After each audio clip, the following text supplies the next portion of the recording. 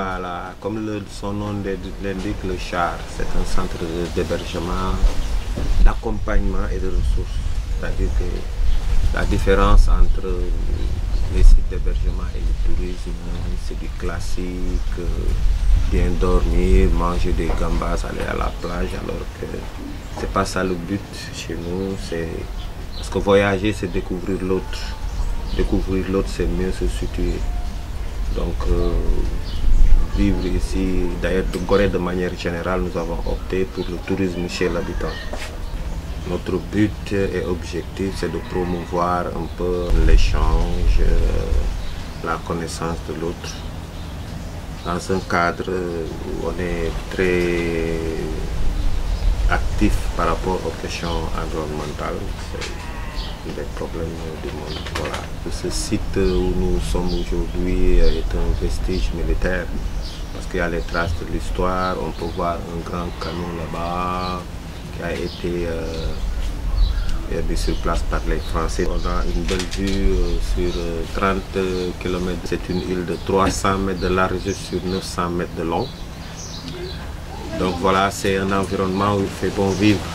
Un endroit de recueillement en même temps. Et ça, en tant que visiteur, c'est bien d'avoir la conscience de d'où est-ce qu'on est. C'est parce que c'est pas n'importe où. Qu'il puisse être un endroit de réconciliation, voilà, de pardon, d'échange pour un monde nouveau. Puis, le manque de repères, le manque de conscience historique, tu vois, le respect de soi-même, de son prochain. C'est par rapport à tout cela que nous voulons travailler, cultiver et échanger avec le monde, surtout la nouvelle génération. On a des chambres avec toilettes intérieures, on a des chambres larges, individuelles, on a des chambres communes, comme j'appelle les bunkers. Parce que tout a été aménagé, il ne faut pas oublier que Gorée, ici, là où nous sommes, c'était un site militaire. Ce n'était pas fait pour les habitations. Donc nous nous sommes adaptés à l'existant. Parce qu'il faut aussi savoir que le site est un site protégé. Voilà, c'est un patrimoine de l'humanité, un statut de site classé qui répond à certaines normes qu'il faut respecter pour ne pas dénaturer le site. Tout ça, c'est important. Donc il faut avoir aussi la culture du patrimoine. C'est fondamental. Donc c'est des vieilles maisons de 2 siècles et demi. Voilà, pleines d'histoire. Chaque pierre, chaque contrée a son histoire. Tout ce qu'on a besoin comme provisions et autres, il nous faut faire la traversée, aller au grand marché de Dakar, d'où l'idée de créer des micro-jardins, tu vois, dans les temps.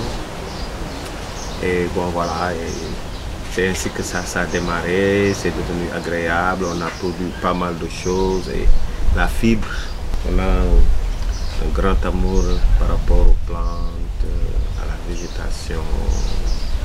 Ce qui nous mène à une certaine conscience même de sa protection, de son développement. Là, on a des micro-jardins en haut, un peu partout. La gestion des déchets ménagers, le recyclage. Nous accueillons beaucoup de groupes avec différents projets.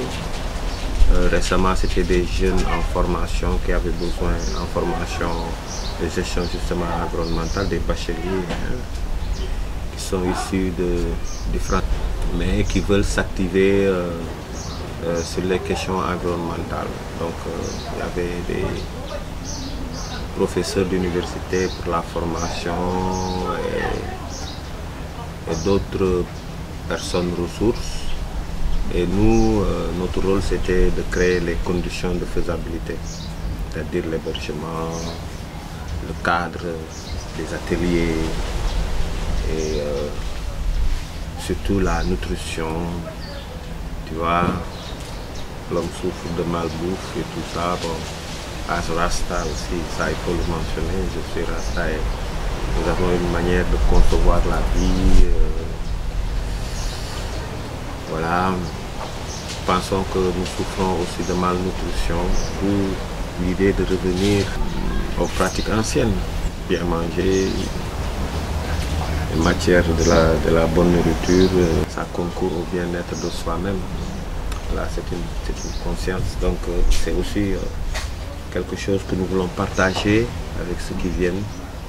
Nous ne voulons pas avoir quand même trop de gens ici, il faut que les gens quand même, le séjour soit un peu assez agréable, que ne soit pas un peu serré. On peut avoir jusqu'à 25-30 personnes. On nous connaît dans les 4 coins du monde, parce que tout le monde nous vient ici.